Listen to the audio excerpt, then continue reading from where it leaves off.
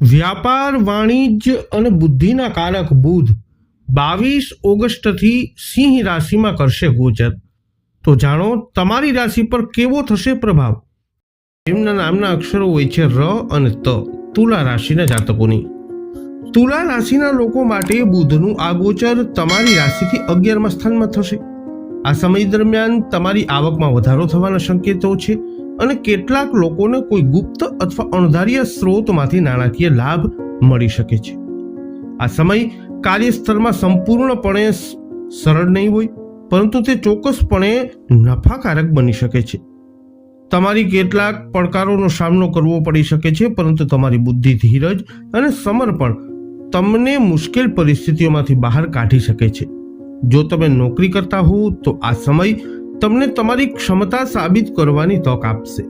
સિંહ રાશિમાં આ બુધ ગોચર વ્યાવસાયિક વર્ગ માટે વધુ ખાસ બની શકે છે. ખાસ કરીને ઓટોમોબાઈલ, ફેશન, કાપડ, માર્કેટિંગ, મીડિયા અથવા સંદેશા વ્યવહાર સાથે સંકળાયેલા લોકોને સારો નફો મળી શકે છે.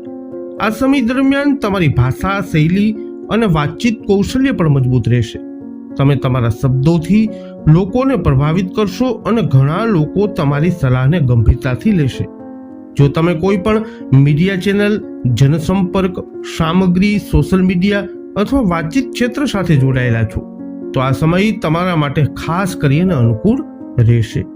આ ગોચરની બીજી ખાસ વાત એ છે કે તમારી જૂની ઈચ્છાઓ પૂર્ણ થવાના સંકેતો મળી શકે છે. જે ધ્યેયની તમે લાંબા સમયથી રાહ જોઈ રહ્યા હતા તે હવે તમારી નજીક આવી શકે છે.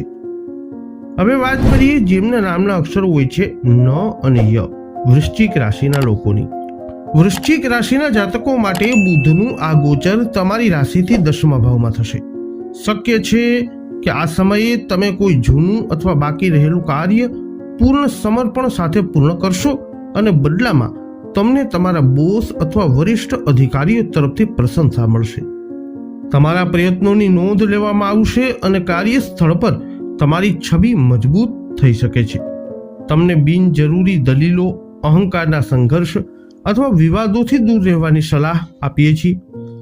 વાસ્તવમાં સિંહ રાશિમાં બુધનું આ ગોચર તમને સફળતા આપશે, પરંતુ તે જ સમયે તે તમને એ પણ શીખવશે કે દરેક યુદ્ધ લડવું જરૂરી નથી. કામ પર હોય કે અંગત જીવનમાં આ સમય દરમિયાન કોઈ પણ પ્રકારની ચર્ચામાં પડવું તમારા માટે નુકસાનકારક હોઈ શકે છે. તેથી આ સમય પોતાના કામમાં ધ્યાન આપો અને આ નીતિ તમારા માટે સૌથી ફાયદાકારક સાબિત થશે. પારિવારિક જીવન પ્રમાણમાં ખુશ અને સંતુલિત રહી શકે છે. ઘરનું વાતાવરણ શાંતિપૂર્ણ રહેશે અને તમે પરિવારના સભ્યો સાથે સારો સમય વિતાવી શકશો. આ સમય દરમિયાન તમારો ઝુકાવ ધાર્મિક અથવા આધ્યાત્મિક પ્રવૃત્તિઓ તરફ પણ વધી શકે છે. પરિવાર સાથે ધાર્મિક યાત્રા, પૂજા અથવા આધ્યાત્મિક કાર્યક્રમમાં ભાગ લેવાની શક્યતા પણ બની શકે છે. જો કે આ સમયે પિતાના સ્વાસ્થ્ય અંગે થોડી ચિંતા થઈ શકે છે. જો સમયસર તેમની સંભાળ લેવામાં આવે તો પરિસ્થિતિ સુધરી શકે છે.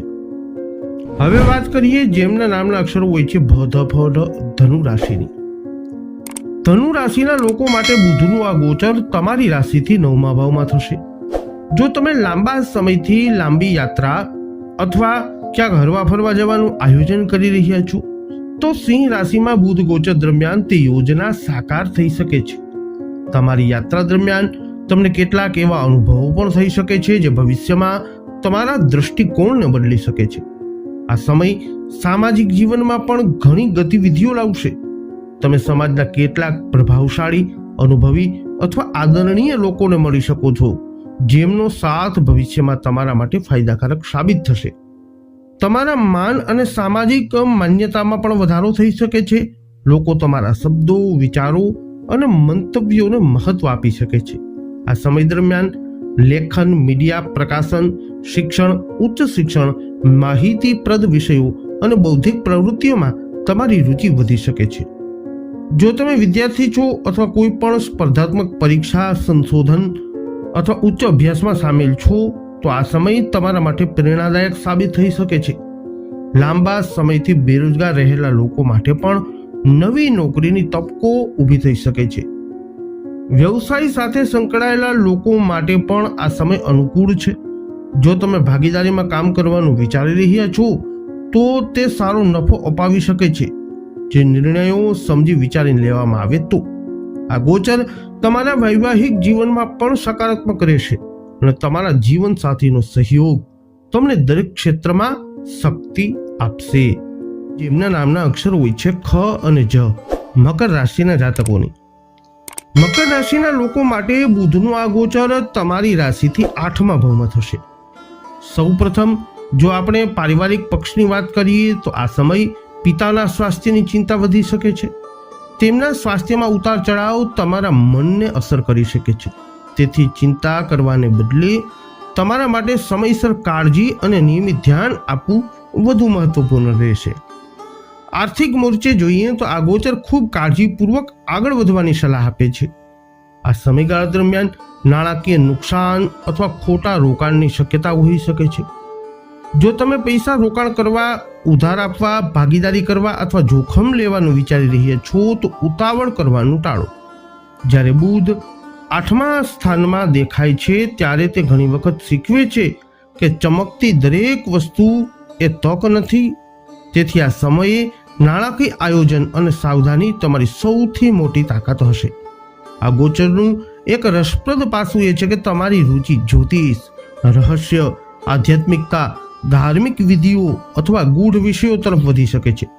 તમે જીવનને થોડું ઊંડાણપૂર્વક સમજવાનો પ્રયત્ન કરી શકો છો અને ઘણા પ્રશ્નોના જવાબો બહારની દુનિયામાંથી નહીં પણ અંદરથી શોધવાનું શરૂ કરશો.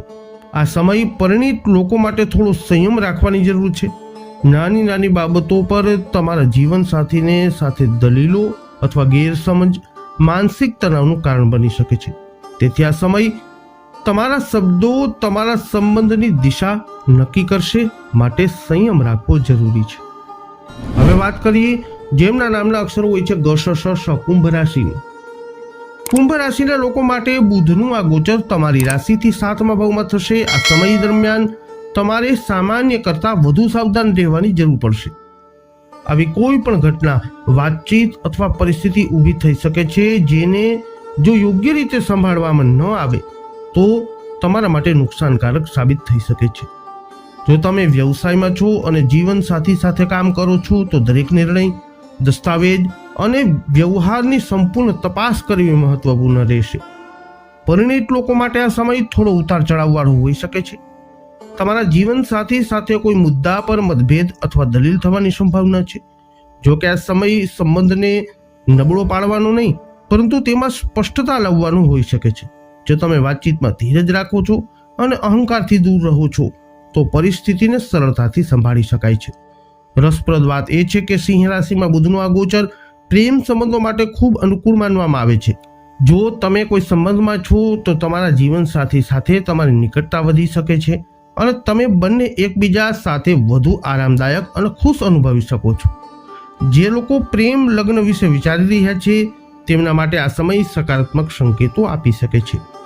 આ ગોચર વ્યાવસાયિક દ્રષ્ટિકોણથી પણ ફાયદાકારક હોઈ શકે છે. જે લોકો વ્યવસાય સાથે સંકળાયેલા છે તેમને સારો નફો મળી શકે છે. પરંતુ અહીં પણ એ જ વાત લાગુ પડે છે કે વિશ્વાસ, પરંતુ તપાસ કર્યા પછી. અંતમાં વાત કરીએ જેમના નામના અક્ષરો હોય છે દ, ચ, જ, થ. મીન રાશિની. મીન રાશિના જાતકો માટે બુધનું આ ગોચર તમારી રાશિથી 6થા ભાવમાં થશે. સૌ પ્રથમ સમજવું જરૂરી છે કે આ સમય દરમિયાન તમારે દલીલો ટાળવી પડશે. કોઈ પણ ચર્ચા, ઝઘડો, કાનૂની ગૂંચવણો અથવા સંઘર્ષની પરિસ્થિતિમાં પડવું તમારા માટે સમય અને શક્તિનો બગાડ સાબિત થઈ શકે છે. તમારી વાણી ખૂબ જ મહત્વપૂર્ણ ભૂમિકા ભજવશે, ખાસ કરીને કૌટુંબિક બાબતો અથવા મિલકત સંબંધિત વિવાદોમાં. પરિણીત લોકો માટે આ સમય તેમના જીવનસાથીના સ્વાસ્થ્ય પ્રત્યે સાવધાન રહેવાનો સંકેત આપે છે. તેમના સ્વાસ્થ્યમાં બગાડ, થાક અથવા કોઈ નાની સમસ્યા પણ તમને પરેશાન કરી શકે છે. તેથી આ સમય દરમિયાન તમારા જીવનસાથીના સ્વાસ્થ્ય અને દિનચર્યા ઉપર ધ્યાન આપવું જરૂરી રહેશે. કાર્યસ્થળની વાત કરીએ તો આ ગોચર તમારા માટે ખૂબ સારું સાબિત થઈ શકે છે. તમે ઓફિસ અથવા વ્યાવસાયિક જીવનમાં સારું પ્રદર્શન કરવામાં સફળ થશો અને તમારી મહેનતનું પરિણામ પણ મળશે. કેટલાક લોકો માટે પ્રમોશન અથવા જવાબદારીઓમાં વધારો થવાના સંકેતો પણ મળી શકે છે. આનો અર્થ એ છે કે તમે કાર્યક્ષેત્રમાં મજબૂત રહેશો, પરંતુ તમારે ભાવનાત્મક અને પારિવારિક મોરચે સંતુલન જાળવી રાખવું પડશે. નાણાકીય દ્રષ્ટિએ જોઈએ તો આ સમય ખર્ચમાં વધારો કરી શકે છે. બિનજરૂરી ખર્ચ, ઘરના ખર્ચ અથવા અચાનક ખર્ચ તમારી બચતને અસર કરી શકે છે. ઉપરાંત આ સમય દરમિયાન ટ્રાફિક નિયમો અને કાનૂની સાવચેતીઓનું પાલન કરવું ખૂબ જ મહત્વપૂર્ણ રહેશે.